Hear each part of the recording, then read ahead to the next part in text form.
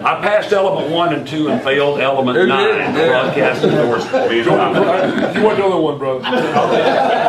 Well, That's why I'm a member of this group. I finally got on the air, and Johnny's brother Jim taught me how to operate the board. Jim's teaching of operating the board is, Daryl, here's the chair, I'll see you later. And that was it. But that lasted from like 1964 to 1972. I came to Chattanooga in 1973, went to work for Bill Nash, and that's where I met this guy and that guy.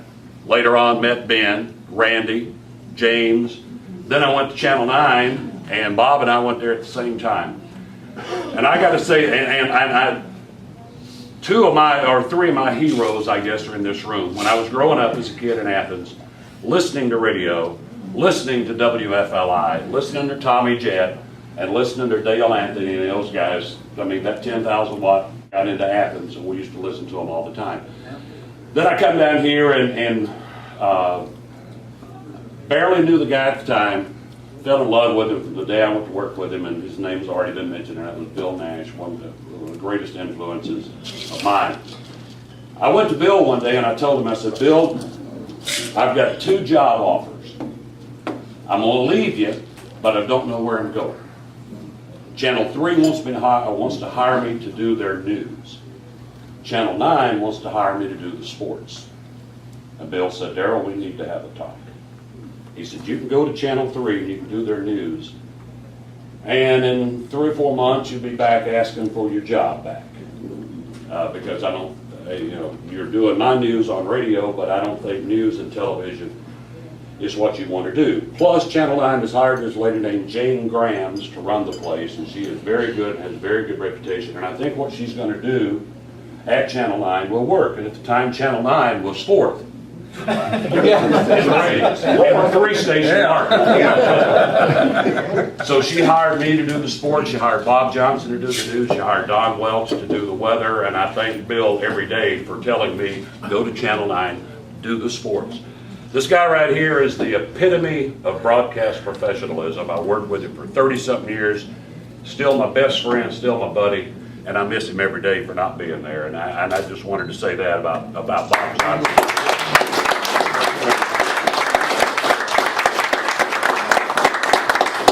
And he's one hell of a karaoke singer, too.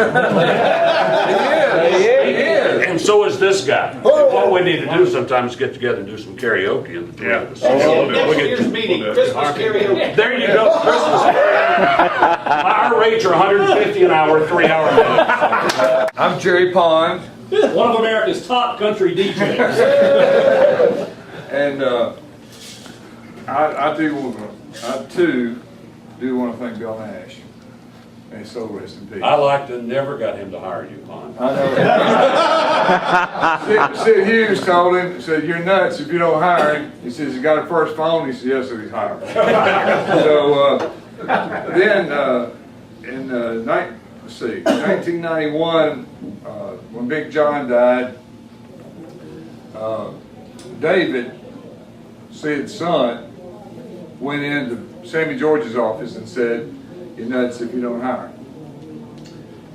I'm probably going to cry right here, but I miss those 3 people so bad, and my life has never been the same since Sid and David and Bill Nash left us. Now with that, I want to tell a Ron Benedict story.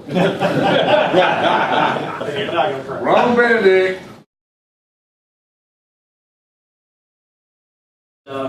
The morning that Luther had his problem, I went into the control room and I said, Luther, I'm worried about you, and I want to, there's something going on. And of course, Luther doesn't like all the attention being, given to him. So, I was drinking, see you all later. But I told Luther, I said, I have a couple of friends that are paramedics. I said, let me call them and they'll come over and check you out, and nobody will know anything. So I didn't know any paramedics, so I called 911.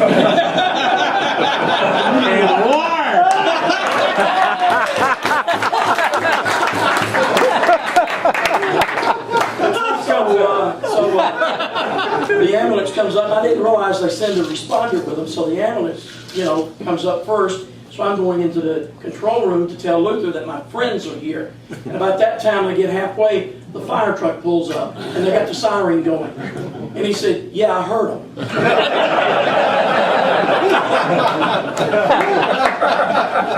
But in all the years, and I've worked with a lot of guys that are in this room, and the guys that I haven't worked with, I've been kind of in awe of, because I still get goosebumps sometimes when I listen to radio and hear good radio.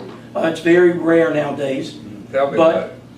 But when radio was fun, it was fun, and it was all about what we were doing and the stories. Now, I don't know anything about wild women or anything about all that other stuff. It never happened to me. Well, one time it was Squirrely Shirley. But honestly, I got into radio answering request lines in Atlanta, Georgia, at a little radio station called WAKE, Wake Radio. Little did I know the influences that came through that station, such as Bill Drake, Paul Drew, and these are some guys that went on to real prominence in the industry. I had no idea who or what they would ever do, or I would have probably kissed butt a little more. But they paid me in records, and I was happy. 16 years old, answering request lines and getting paid in 45s. But I love the business, and I'm still in it, and I don't know that I could do anything else. The friendship is the most important thing. I mean, it was like Randy was saying, you can forget the money, you can forget the women that call on the request line, you can forget all the little things. It all boils down to the friendship. And, having worked with, Daryl, and I go back to Athens, Tennessee, when I worked at a little AM station. WENR. And Bill Miller, and I worked together, and he went on to great things. And I never had the pleasure of working with Bill Nash, but I've always heard great things about the man. And but Johnny Eagle was a big influence, and I tell Johnny this sometimes. Johnny was a big influence on me. When I came to WFL, I spent 3 or 4 wonderful years there. As a matter of fact, I think David's mother won an album from me one year. It's my grandmother. He reads our minds, and that's not easy to do, James, Howard, and myself. But he reads our minds and knows what we're going to do, what we're anticipating, and he's ready for us. When we get ready, he's ready. And he's got friends that are paramedics, too.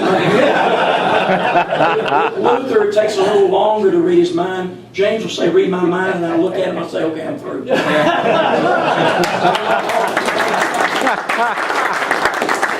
Jerry Pond, by the way, this year's Metamucil Award winner. Congratulations. On your way out, if you would, quickly, you can have your picture made with Luther for your tip. Okay? Tip money right here. Here it is.